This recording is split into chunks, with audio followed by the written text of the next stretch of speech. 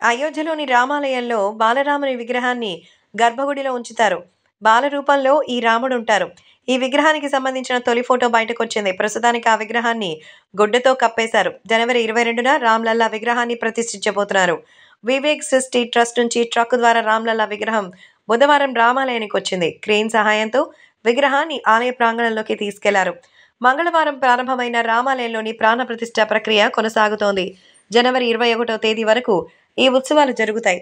జనవరి 22 తేదీన ప్రాణ ప్రతిష్ఠ ఉత్సవాలు జరగబోతోంది. రామ్‌లల్లా విగ్రహాన్ని కర్ణాటకలోని మైసూరుకి చెందిన ప్రముఖ శిల్పి అరుణ్ యోగిరాజు తయారు చేశారు. రామమందిర నిర్మాణానికి బాధ్యత వహిస్తున్న శ్రీరామ జన్మభూమి తీర్థక్షేత్ర ట్రస్ట్ ప్రకారం రామ్‌లల్లా విగ్రహాన్ని గురువారం గర్భగుడిలో చేర్చారు. అయోధ్యలోని జన్మభూమిలో ఉన్న రామాలయంలో మధ్యాహ్నం 12:30 తర్వాత రామమూర్తి ప్రవేశించారని ట్రస్ట్ గురువారం సోషల్ మీడియా ప్లాట్‌ఫామ్స్ ఎక్స్‌లో పోస్ట్ చేసింది. మధ్యాహ్నం 1:20కు వేద మంత్రాలతో ప్రక్రియ పూర్తయింది. శుక్రవారం ఉదయం 9 గంటలకు ఆరణ మంతన్ నుంచి హోమ ప్రక్రియ ప్రారంభమవుతుందని ఆలయ ట్రస్ట్ తెలిపారు.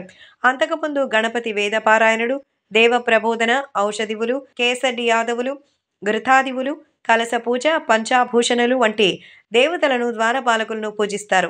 అయోధ్యలో రామాలయ స్మారక పోస్టల్ స్టాంప్ రాముని స్మారక పోస్టల్ స్టాంప్ ప్రధాని నరేంద్ర మోదీ గురువారం విడుదల చేశారు. ఈ సందర్భంగా ప్రపంచవ్యాప్తంగా శ్రీరామునిపై విడుదల చేసిన స్టాంప్స్ కి సంబంధించిన పుస్తకాన్ని ఆవిష్కరించారు. స్మారక స్టాంప్ ఈ పుస్తకం శ్రీరామ జన్మభూమి ఆలయంలో జీవ ప్రతిష్టాపన ఈ పవిత్ర సందర్భాన్ని రాబోయే తరాలకి గుర్తు చేస్తాయని నేను విశ్వసిస్తున్నానంటూ ప్రధాని మోదీ కామెంట్ చేశారు.